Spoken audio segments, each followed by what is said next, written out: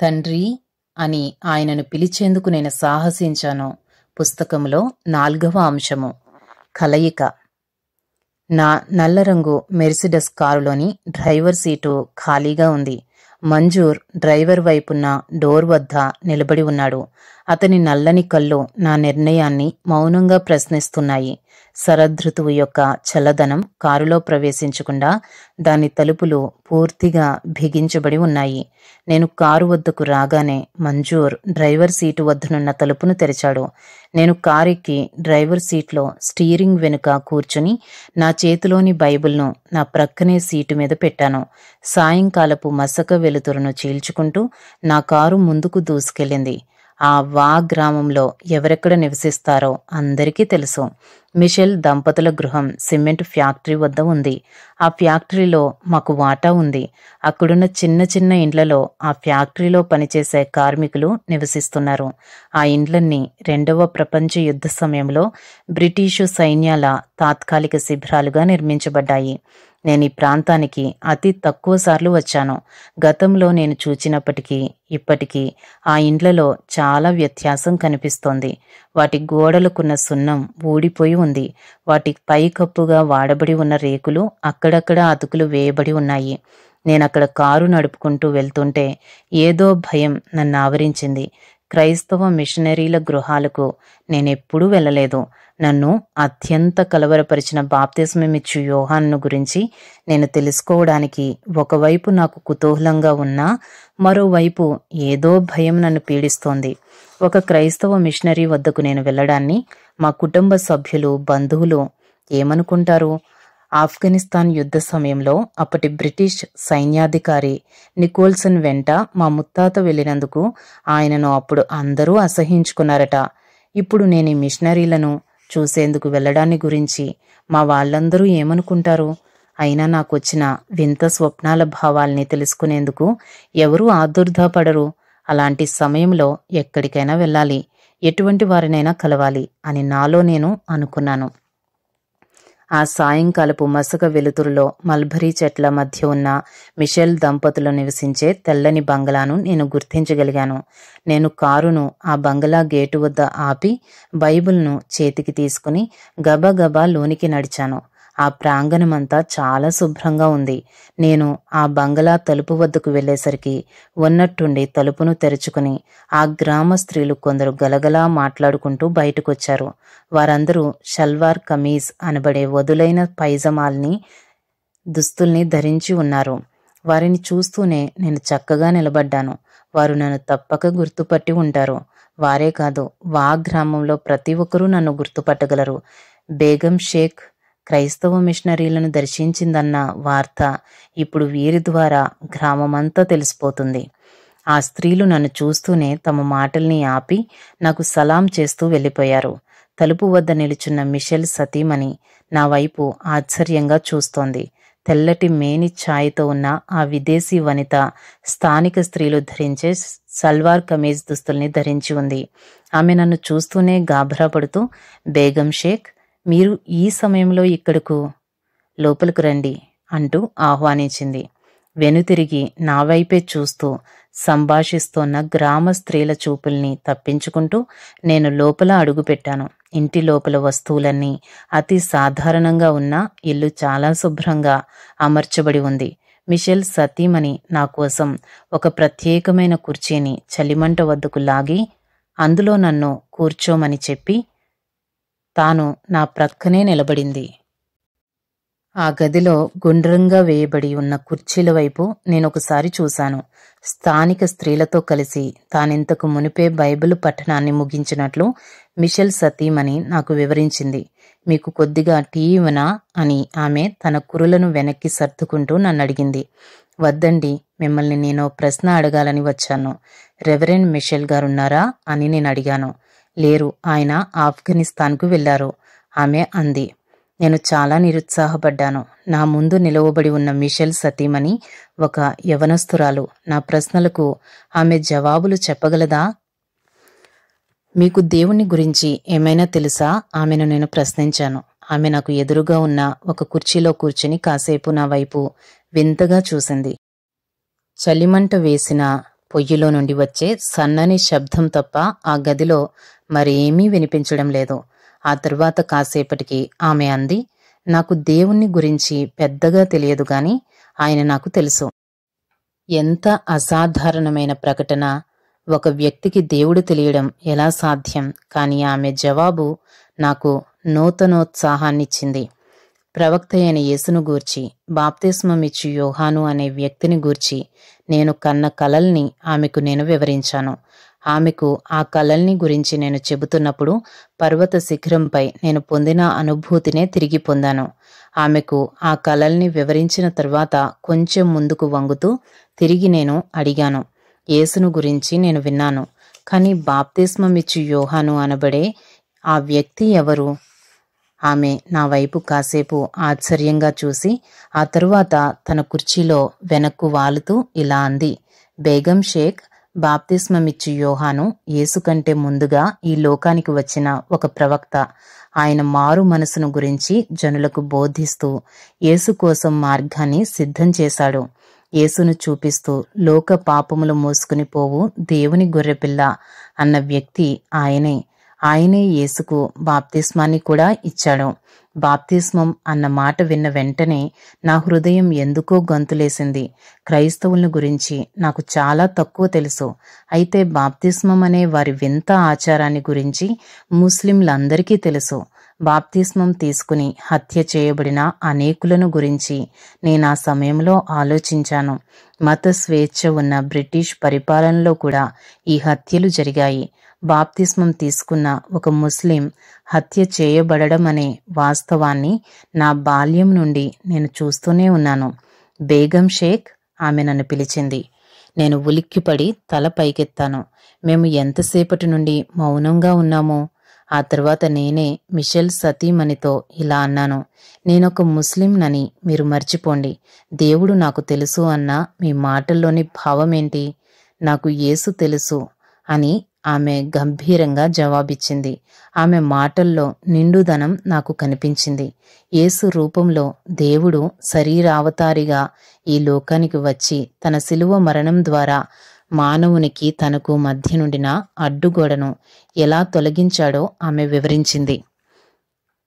ఆ గదిని మళ్లీ నిశ్శబ్దం ఆవరించింది. సమీపంలోని రహదారిపై వెళ్లే వాహనాల శబ్దాలు బాగా వినిపిస్తున్నాయి.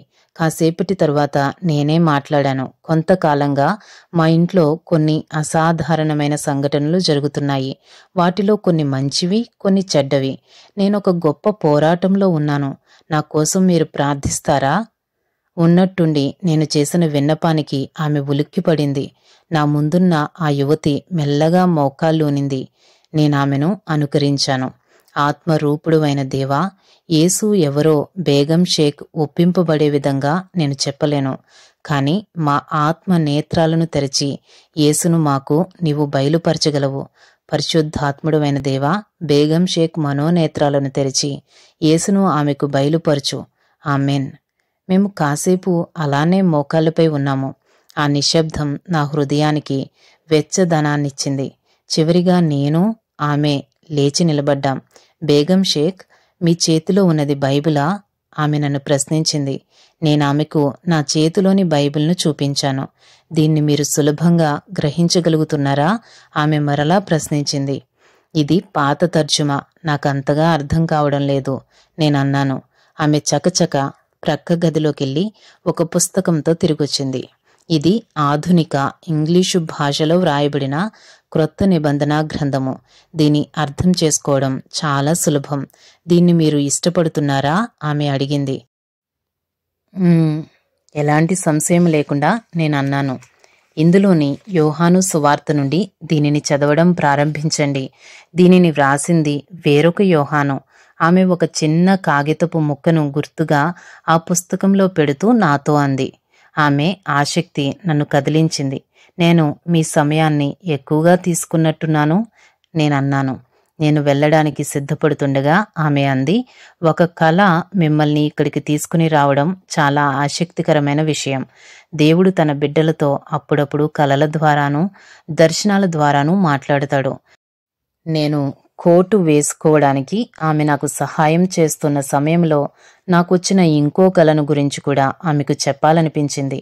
యేసుకు పరిమళ ద్రవ్యానికి ఏదైనా సంబంధం ఉందా? నేను అడిగాను.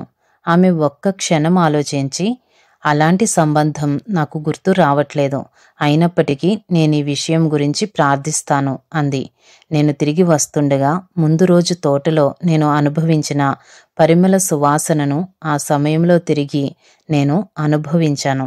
ఆ రాత్రి నేను ఇంటికెళ్ళాక బైబిల్లోని యోహాను సువార్తలో కొంత భాగాన్ని చదివాను.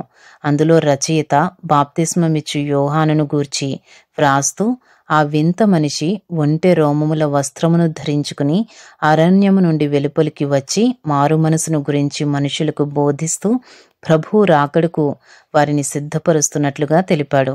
ఈ బాప్తిస్మమిచ్చు యోహాను ఆనాడు ప్రజలను యేసు వైపు చూడమని చెప్పినట్లుగా ఈనాడు నన్ను ఆయన వైపు చూడమని చెబుతున్నాడా? అలా ఆలోచిస్తూ నేను మెల్లగా నిద్రలోకి జారుకున్నాను. ఆ రాత్రి నేను చాలా ప్రశాంతంగా నిద్రపోయాను. మరుసటి ఉదయం మసీదు నుండి వచ్చే ప్రార్థనా పిలుపుకు నేను మేల్కొన్నాను. గత రాత్రి ఎన్ని ఆలోచనలు నన్ను కలవరపెట్టాయి.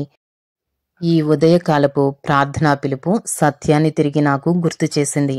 నన్ను కలవరపరిచిన క్రైస్తవ ప్రభావాల నుండి నేను బయటికి వచ్చి సురక్షితమైన అనుభూతిని తిరిగి పొందాను. సరిగ్గా ఆ సమయంలోనే రేషం నా గదిలోకి వచ్చి నాకు చిన్న చీటీని అందించింది. అది మిషెల్ సతీమణి నుండి వచ్చిన చీటీ. కొరింథీలకు రాసిన 2వ పత్రిక 2వ అధ్యాయం 14వ వచనం చదువు అని అందులో వ్రాయబడి ఉంది. ఆమె నాకిచ్చిన చిన్న బైబిలులో ఆ వచనాన్ని నేను వెతకసాగాను. చివరికి దాన్ని నేను కనుగొని చదవడం ప్రారంభించాను. మా ద్వారా ప్రతి స్థలమందును క్రీస్తును గూర్చిన జ్ఞానము యొక్క సువాసనను కనుపరుచుచు ఆయన యందు మమ్మను ఎల్లప్పుడూ విజయోత్సవముతో ఊరేగించుచున్న దేవునికి స్తోత్రము. నేను నా మంచం మీదనే కూర్చుని అదే వచనాన్ని మళ్ళీ మళ్ళీ చదవసాగాను. ఓ నిమిషం క్రితం నాలో ఉండిన ప్రశాంతత కదలడం ప్రారంభించింది. యేసును గురించిన జ్ఞానం పరిమళ సువాసనలాగా నలుదిక్కులా వ్యాపిస్తుంది. నేను చూచిన కలలోని వర్తకుడు పరిమళ ద్రవ్యం ఉన్న బంగారు జాడిని నా పడక ప్రక్కనున్న బల్లపై ఉంచి, దీని సువాసన ప్రపంచమంతా వ్యాపిస్తుంది అని అన్నాడు. మరుసటి ఉదయం ఆ పరిమళ ద్రవ్యం ఉంచబడ్డ స్థానంలో బైబిల్ ఉండడాన్ని నేను చూశాను.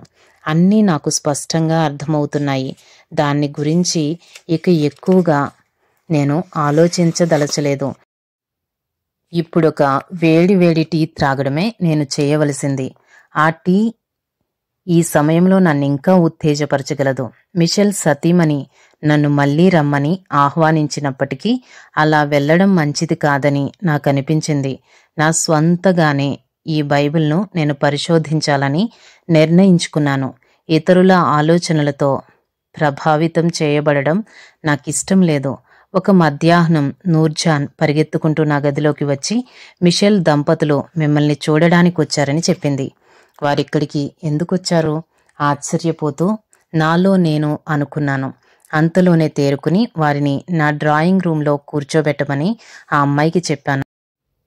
లోతైన కళ్ళతోనూ గోధుమ రంగు జుత్తుతోనూ ఉన్న రెవరెండ్ డేవిడ్ మిషెల్ తన భార్యలాగానే స్నేహపూరితమైన చిరుమందహాసం చేశాడు. నన్ను చూడడం వారికి చాలా సంతోషంగా ఉంది. వారి సంతోషం చూశాక వారి రాక వల్ల నాకు కలిగే అసౌకర్యాన్ని నేను మరిచిపోయాను.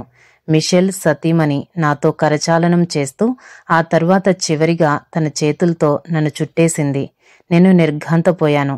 నా కుటుంబ సభ్యులు కాక బయటి వాళ్ళెవరూ, చివరికి నా సన్నిహితులైన స్నేహితులు కూడా నన్నిలా ఎన్నడూ కౌగిలించుకోలేదు. నా ప్రతిస్పందనను ఆవిడ అర్థం చేసుకున్నట్టుంది. నాతో ఆమె అంత సన్నిహితంగా మెలగడం నాక్కూడా ఆనందాన్నిచ్చింది. పూల వనితను కలుసుకోవడం నాకెంతో ఆనందంగా ఉంది. రెవరెండ్ డేవిడ్ మిషెల్ సరదాగా అన్నాడు. నేను ఆయన సతీమణి వైపు చూశాను. ఆమె నవ్వింది. ఆ తర్వాత ఆమె ఇలా అంది. గత వసంతకాలంలో మేము మీ తోటను సందర్శించి వెళ్లిన తరువాత విదేశాలకు వెళ్లిన రెవరెండ్ మిషెల్తో మీరు మా ఇంటికి వచ్చిన సంగతిని టెలిగ్రామ్ ద్వారా నేను తెలపాలనుకున్నాను, కానీ అందులో మీ అసలు పేరు రాసి మీకు ఇబ్బందిని కలిగించడం నాకు ఇష్టం లేదు. ఆ సమయంలో నేను నా కిటికీలో నుండి బయటకు చూశాను. మీ తోటమాలి మాకిచ్చిన విత్తనాల్లో నుండి వచ్చిన పూల మొక్కలకు పూసిన అందమైన రంగురంగుల పుష్పాలు మా తోటలో నాకు ఆ సమయంలో కనిపించాయి. అప్పుడు మిమ్మల్ని పూల వనితగా నామకరణం చేస్తూ రెవరెండ్ మిషెల్కు టెలిగ్రామ్ పంపాను. అప్పటి నుండి మిమ్మల్ని మేము పూల వనితగా పిలుస్తున్నాం. నేను గట్టిగా నవ్వుతూ అన్నాను, సరే, ఇక నుండి నన్ను మీరు బిల్కిస్ అని పిలవచ్చు. అయితే మీరు కూడా నన్ను సిన్నోవి అని పిలవండి. వారి రాక నాకెంతో ఊరటనిచ్చింది. వారి మతం పుచ్చుకోమని వారి నుండి నాకు ఒత్తిడి వస్తుందేమోనని నేను ఊహించాను. కానీ అలాంటిదేమీ జరగలేదు. మేము టీ త్రాగుతూ అనేక విషయాల్ని గురించి మాట్లాడుకున్నాం. యేసును దేవుని కుమారునిగా క్రైస్తవులు పిలవడాన్ని గురించి నేను వారిని ప్రశ్నించాను. ఇలా పిలవడాన్ని ముస్లింలు ఒక గొప్ప పాపంగా పరిగణిస్తారు. దేవునికి పిల్లలు లేరని ఖురాన్ పదే పదే చెబుతోంది. ఆ తర్వాత త్రిత్వాన్ని గురించి కూడా నేను ప్రశ్నించాను. ఈ త్రిత్వం ఏంటి? దేవుడు ముగ్గురని మీ భావన? దానికి జవాబుగా వేడి, వెలుతురు, కిరణ, ధార్మికతలనే 3 సృజనాత్మక శక్తుల కలయికతో ఉన్న సూర్యునితో దేవుణ్ణి పోల్చి ఆ 3 కలిసి సూర్యుణ్ణి ఏర్పరిచాయని, విడివిడిగా అవి సూర్యుడు కాలేవని రెవరెండ్ మిషెల్ చెప్పాడు. కొద్దిసేపటి తరువాత వారు వెళ్ళిపోయారు. ఆ తర్వాత చాలా రోజుల వరకు బైబిల్ను, ఖురాన్ను చదువుతూ నేను ఒంటరిగా గడిపాను. ఖురాన్ను, దానిపై నాకున్న గౌరవాన్ని బట్టి, బైబిల్ను నాలోని వింతైన తృష్ణను బట్టి నేను చదవసాగాను. అయినను బైబిల్ను చదివేందుకు అప్పుడప్పుడు నేను సంశయించేదాన్ని. బైబిలులోనూ ఖురాన్లోనూ ఉన్న సందేశాలు పరస్పరం విరుద్ధంగా ఉన్నాయి. ఈ రెండింటిలో ఏదో ఒకటే సత్యమై ఉండాలి. ఈ 2 పుస్తకాల్లోనూ దేవుడు ఉండలేడు. ఏదో ఒక దానిలో మాత్రమే ఆయన ఉండగలడు. నేను సుదీర్ఘంగా ఆలోచించసాగాను. అయితే మిషెల్ సతీమణి నాకిచ్చిన బైబిల్ను చదవడానికి నేను సందేహించినప్పుడు ఒకలాంటి నిరుత్సాహం నన్ను ఆవరించేది. గత వారమంతా విత్తనాలతోనూ నీళ్లతోనూ సృజించబడిన కళ్లకు కనిపించే తోటలోగాక నూతన ఆత్మీయ గ్రహింపు నుండి సృజించబడిన నా మనస్సనే అందమైన ఆంతర్య తోటలో నేను విహరిస్తున్నాను. నేను గతంలో కన్నా 2 కలల ద్వారా నేనీ అందమైన ఆత్మీయ ప్రపంచంలోనికి ప్రవేశించాను. అనిర్వచనీయమైన మహిమా ప్రసన్నతను నా తోటలో నేను అనుభవించిన రాత్రి ఈ అద్భుతమైన ఆత్మీయ ప్రపంచాన్ని గురించి 2వసారి నేను తెలుసుకున్నాను. మిషెల్ గృహానికి వెళ్లేందుకు నన్ను బలవంత పెట్టిన ప్రేరేపణకు నేను విధేయత చూపించినప్పుడు 3వసారి ఆ మనోహరమైన ప్రపంచాన్ని నేను తెలుసుకున్నాను. అందమైన ఆ ఆత్మీయ ప్రపంచంలోనికి తిరిగి వెళ్లే స్పష్టమైన మార్గాన్ని ఆ తర్వాతి రోజుల్లో నేను మెల్లమెల్లగా గ్రహించడం ప్రారంభించాను. ఆ క్రైస్తవ గ్రంథాన్ని సులభంగా గ్రహింపలేని కారణం వల్ల దాన్ని మళ్లీ మళ్లీ చదవడం ఆ ప్రపంచానికి నేను తిరిగి వెళ్లే తాళపు చెవిగా మారింది. ఆ తర్వాత ఒకరోజు నా చిన్నారి మనమడు మహమ్మద్ తన తల పట్టుకుని నా వద్దకు వచ్చి, నా చెవి బాగా నొప్పేస్తోందమ్మా అని ఏడుపు బిగబట్టుకుంటూ బాధగా అన్నాడు. నేను క్రిందికి వంగి వాణ్ణి జాగ్రత్తగా పరిశీలించాను. వాడి అందమైన ఎర్రని ముఖం పాలిపోయి ఉంది. వాడి నునుపైన బుగ్గలపై కన్నీటి చారలు కనిపించాయి. మహమ్మద్ ఎన్నడూ మారం చేయడు. నేను వాణ్ణి పడకపై పడుకోబెట్టి మృదువుగా లాలించాను. వాడి నల్లని జుట్టు తలగడపై నెగనెగలాడుతూ ఉంది. వాడు కళ్ళు మూసుకున్న తరువాత నేను టెలిఫోన్ వద్దకెళ్ళి రావెల్పిండిలోని హోలీ ఫ్యామిలీ హాస్పిటల్కు ఫోన్ చేశాను. మరు నిమిషంలో టోనీ ఫోన్లో అవతలి వైపు నుండి నాతో మాట్లాడుతోంది. మరుసటి దినం మధ్యాహ్నం హాస్పిటల్లో మహమ్మద్కు పూర్తి వైద్య పరీక్షలు జరిపించడానికి ఆమె అంగీకరించింది. అక్కడ నాకో గది, పని మనిషికో గది కూడా ఆమె ఏర్పాటు చేస్తోంది. మరుసటి రోజు మహమ్మద్కు చేయవలసిన పరీక్షలన్నీ ముగిసేటప్పటికి సాయంత్రమయ్యింది. ఆ సాయంత్రం మాతో గడపడానికి టోనీ విరామంగా మా వద్దకొచ్చింది. కొద్దిసేపట్లోనే టోనీ తెచ్చిన పుస్తకంలోని బొమ్మలకు మహమ్మద్ రంగులు దిద్దుతున్నాడు. తాను రంగులు వేస్తున్న బొమ్మల్ని చూచి తన తల్లి నవ్వుతుంటే వాడు ఆనందంతో కేరింతలు కొడుతున్నాడు. నేను పక్క మీద ఆనుకుని బైబిల్ చదువుతున్నాను. నేను ఖురాన్ను కూడా నాతో పాటు తెచ్చుకున్నాను.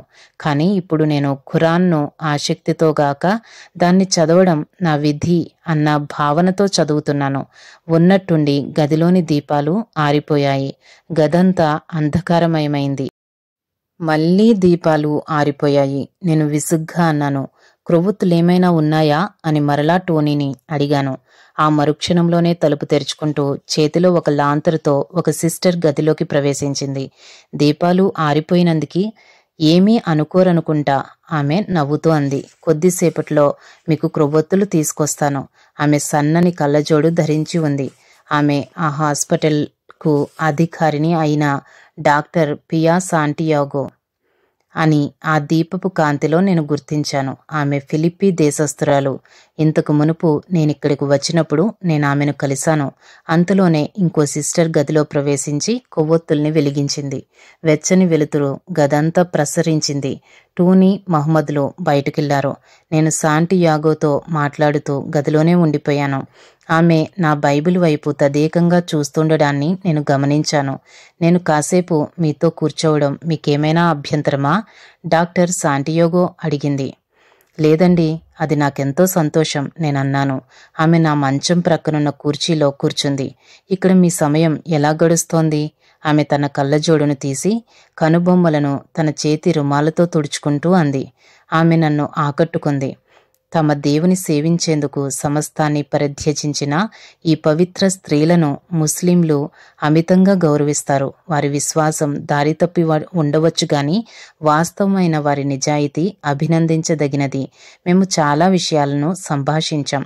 కానీ మా సంభాషణ ఇంకా కొనసాగుతుండగా ఆమె నాకేదో చెప్పాలని ప్రయత్నిస్తున్నట్టు నేను గ్రహించాను. అది బైబిల్ గురించే అయి ఉంటుంది. ఆమె దానివైపు కొండంత ఆసక్తితో తేరి చూడడాన్ని నేను గమనించాను. చివరిగా ఆమె కాస్త ముందుకు వంగి మెల్లని స్వరంతో, మేడం షేక్, మీరీ బైబిల్తో ఏం చేస్తున్నారు అని అడిగింది. నేను దేవుణ్ణి తీవ్రంగా వెతుకుతున్నాను అని జవాబిచ్చాను. కొవ్వొత్తుల కాంతి తగ్గిపోతుండగా మొదట చాలా జాగ్రత్తగానూ ఆ తర్వాత నింగినంటిన ధైర్యంతోనూ నా కలల్ని గురించి, మిషెల్ సతీమణితో నా కలయికను గురించి, బైబిల్ను ఖురాన్ను నేను పోల్చి చూడడాన్ని గురించి ఆమెకు వివరించాను. ఏది ఏమైనా నేను దేవుణ్ణి కనుగొనాలి అని నొక్కి చెప్తూ, కానీ మీ విశ్వాసం గురించి నేను గలిబిలి చెందుతున్నాను.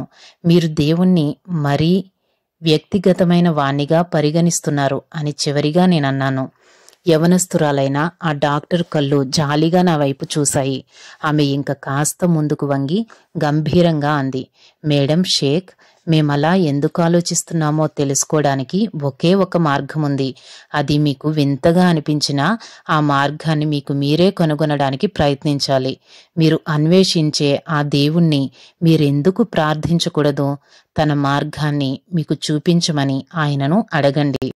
ఆయనను మీ స్నేహితునిగా భావించి ఆయనతో మాట్లాడండి. నేను నవ్వాను. ఈమె నన్ను తాజ్మహల్తో కూడా మాట్లాడమని చెప్పేటట్లుంది. నాలో నేను అనుకున్నాను. అంతలోనే నేను విద్యుద్ఘాతానికి గురయ్యే ఒక మాటను ఆమె నాతో అంది.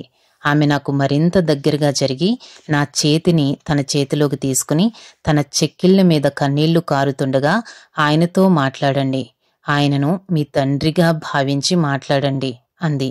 నేను ఉలిక్కిపడి వెనక్కు జరిగి కూర్చున్నాను. నిశ్శబ్దం ఆ గదిని ఆవరించింది. క్రొవ్వొత్తి వెలుగులో ఆమె కళ్ళజోడు మెరుస్తుంటే ఆమె వైపు నేను తదేకంగా చూడసాగాను. దేవుణ్ణి నా తండ్రిగా భావించి నేను ఆయనతో మాట్లాడాలా? ఆ ఆలోచన ఒక ప్రత్యేకమైన రీతిలో నా ఆత్మను మేల్కొలిపి ఆదరణను, ఆశ్చర్యాన్ని కలిగించే సత్యంలోనికి నన్ను నడిపించింది. టూనీ, మహమ్మద్లు ఒక్కసారిగా నవ్వుకుంటూ బొమ్మలోని గొడుగుకు ఊదారంగు వేయాలని నిర్ణయించుకుని గదిలోకి వచ్చారు. డాక్టర్ శాంటియాగో చిరునవ్వు నవ్వి లేచి నిలబడి తన గౌనును సర్దుకుంటూ గదిలో నుండి వెళ్ళిపోయింది. ఆమె ప్రార్థనను గురించి గాని, క్రైస్తవ్యాన్ని గురించి గాని ఏమీ చెప్పలేదు. అయినప్పటికీ ఆ రాత్రంతా నేను ఒకే ఒక ఆలోచనతో గడిపాను. ఆయనను నా తండ్రిగా భావించి ప్రార్థించాలి. మహమ్మద్ చెవికి ఏమీ కాలేదని మరుసటి ఉదయాన్నే డాక్టర్లు చెబుతున్నప్పుడు, తన చెవి ఏమాత్రం నొప్పి వేయడం లేదని మహమ్మద్ స్వయంగా చెబుతున్నప్పుడు నేను నిర్ఘాంతపోయాను. ఎంతో శ్రమపడి ఇంత దూరం అనవసరంగా వచ్చి సమయాన్ని వృధా చేశామని మొదట నేను చిరాకు పడ్డాను. అయితే డాక్టర్ శాంటియాగోతో కలిపేందుకు ఆశ్చర్యకరమైన విధంగా దేవుడు నన్నిక్కడికి నడిపించాడన్న తలంపు నన్ను ఆశ్చర్యానికి గురిచేసింది. ఆ తరువాత మంజూర్ మమ్మల్నందరినీ వా గ్రామానికి చేర్చాడు. కారు రహదారిలో నుండి మలుపు తిరిగి మా వీధిలో ప్రవేశించగానే మా ఇంటి బూడిద రంగు కప్పును చెట్ల మధ్య నుండి నేను చూడగలిగాను. సాధారణంగా నేను బయట నుండి ఇంటికి వచ్చేటప్పుడు నా విశ్రాంతి భవనంగా నా ఇంటిని నేను భావిస్తాను. కానీ ఈనాడు నా ఇంటిని చూచినప్పుడు ఏదో వింత భావనతో నా మనసు నింపబడింది. అక్కడ నాకేదో ఒక ప్రత్యేకమైన సంఘటన జరగబోతుందన్న భావన ఆ సమయంలో నా మనసుకు స్ఫురించింది. మా సుదీర్ఘ ప్రయాణం తర్వాత ఎట్టకేలకు మేము ఇల్లు చేరుకున్నాము. కారు శబ్దం వింటూనే మా పని వాళ్ళంతా ఇంట్లో నుండి బయటకు పరిగెత్తుకుంటూ వచ్చి మమ్మను చుట్టుముట్టారు. మహమ్మద్కెలా ఉంది అని అందరూ ఒక్కసారిగా అడిగారు. మహమ్మద్ ఆరోగ్యంగా ఉన్నాడని నేను వారికి చెప్పాను. మహమ్మద్ బాగున్నాడు, కానీ నా మనస్సే బాగోలేదు. ఇంటికి తిరిగి వచ్చానన్న సంతోషం నా మనసులో కొంచెం కూడా లేదు. దేవుణ్ణి కనుగొనే ఒక నూతన అన్వేషణ మార్గంలో నా మనస్సు పయనిస్తోంది.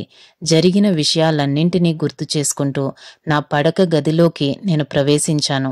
ముస్లింలెవరూ ఇంతవరకు అల్లాను తమ తండ్రిగా భావించలేదు. రోజుకు 5 సార్లు అల్లాను ప్రార్థించడం, ఖురాన్ను పఠించి ధ్యానించడం ద్వారా మాత్రమే అల్లాను గురించి తెలుసుకోగలమని నా చిన్నతనం నుండి నేను నేర్చుకున్నాను. అయితే దేవునితో మాట్లాడు, ఆయనను నీ తండ్రిగా భావించి మాట్లాడు అన్న డాక్టర్ శాంటియాగో మాటలు నా చెవుల్లో ఇప్పుడు ప్రతిధ్వనిస్తున్నాయి. నా గదిలో ఒంటరిగా మోకాల్లోని ఆయనను తండ్రి అని పిలవడానికి ప్రయత్నించాను. కానీ అది వృధా ప్రయాసే అయింది. నేను తిరిగి లేచి కూర్చున్నాను. అదంతా నాకు హాస్యాస్పదంగా గోచరించింది. సర్వోన్నతుడైన దేవుణ్ణి మన స్థాయికి తెచ్చేందుకు ప్రయత్నించటం పాపం కాదా? ఈ ఆలోచనలతో ఆ రాత్రి మరెక్కువగా గలిబిలి చెందాను. ఎన్నడూ లేని విధంగా ఆందోళనకు గురై ఆ రాత్రి నిద్రకు ఉపక్రమించాను. కొన్ని గంటల తరువాత నేను తిరిగి మేల్కొన్నాను. సమయం మధ్యరాత్రి దాటింది. ఆ దినం డిసెంబరు 12వ తేదీ. అది నా జన్మదినం. నాకిప్పుడు 47 ఏండ్లు. గత జ్ఞాపకాలతో నా హృదయం కాసేపు ఒక వింత అనుభూతితో నిండిపోయింది. సంగీత వాయిద్యాలతోనూ, ఆటపాటలతోనూ, బంధుమిత్రుల సందడితోనూ చిన్నతనం నుండి నా జన్మదినం ఒక పండుగలాగా జరిగేది. ఇప్పుడవేం లేవు. బహుశా ఎవరో కొందరు ఫోన్లో శుభాకాంక్షలు చెప్పడాన్ని మించి మరే సంబరమూ లేదు. ఆ బాల్య దినాల్ని నేనెంతగా కోల్పోయాను. నాకెంతో ఇష్టమైన నా తల్లిదండ్రులను గురించి నేను ఆలోచించసాగాను. రాచరికం ఉట్టిపడే అందమైన అమ్మ ప్రేమ లేకుండా నేనెలా జీవించగలుగుతున్నాను? భారత ప్రభుత్వంలో ఉన్నతోద్యోగిగా నేనెప్పుడూ గర్వించే నాన్న ఇప్పటికీ నా కళ్ళ ముందు మెదులుతూనే ఉన్నాడు. శుభ్రమైన దుస్తుల్ని ధరించి తన కార్యాలయానికి వెళ్ళక మునుపు అద్దం ముందు నిలబడి తన తలపాగాను సర్దుకునే నాన్న నాకింకా గుర్తే. దట్టమైన కనుబొమ్మల క్రిందున్న స్నేహపూరితమైన ఆయన కళ్ళు, ఆయన పెదవుల్లో నుండి చిలకరింపబడే చల్లని చిరునవ్వు, శిల్పి చెక్కినట్లున్న ఆయన విగ్రహం, చక్కని ఆయన ముక్కు నేనెప్పటికీ మర్చిపోలేను. చదువుకోవడంలో నిమగ్నమై ఉన్నప్పుడు నాన్నను చూడ్డం నాకత్యంత ఆనందాన్నిచ్చే జ్ఞాపకం.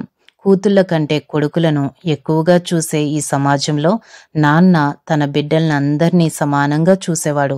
చిన్న పిల్లగా నేనేదైనా ప్రశ్నను నాన్నను అడగాలనుకున్నప్పుడు ఆయనను ఆటంకపరచటం ఇష్టం లేక ఆయన గది బయట ఇటూ అటు జంకుతూ తిరిగేదాన్ని. నా పరిస్థితిని గమనించి ఆయన తన కలాన్ని క్రింద పెట్టి తన కుర్చీలో విశ్రాంతిగా వెనక్కి ఆనుకుంటూ కీచా అని ప్రేమగా నన్ను పిలిచేవాడు. నేను తల వంచుకుని మెల్లగా అడుగులో అడుగు వేసుకుంటూ ఆయన గదిలో ప్రవేశించేదాన్ని. ఆయన నవ్వుతూ తన ప్రక్కనున్న కుర్చీని నాకు చూపించి, రా చిట్టి తల్లి, ఇక్కడ కూర్చో అనేవారు. ఆ తర్వాత నా చుట్టూ తన చేతిని వేసి నన్ను ఆప్యాయంగా తన దగ్గరకు తీసుకుని, నా చిన్ని కీచా, నీకేం కావాలో ఇప్పుడు చెప్పు అని అడిగేవారు. నాన్నెప్పుడూ అంతే. నేనాయన్ను ఎంత ఆటంకపరిచినా ఏమీ అనేవారు కాదు.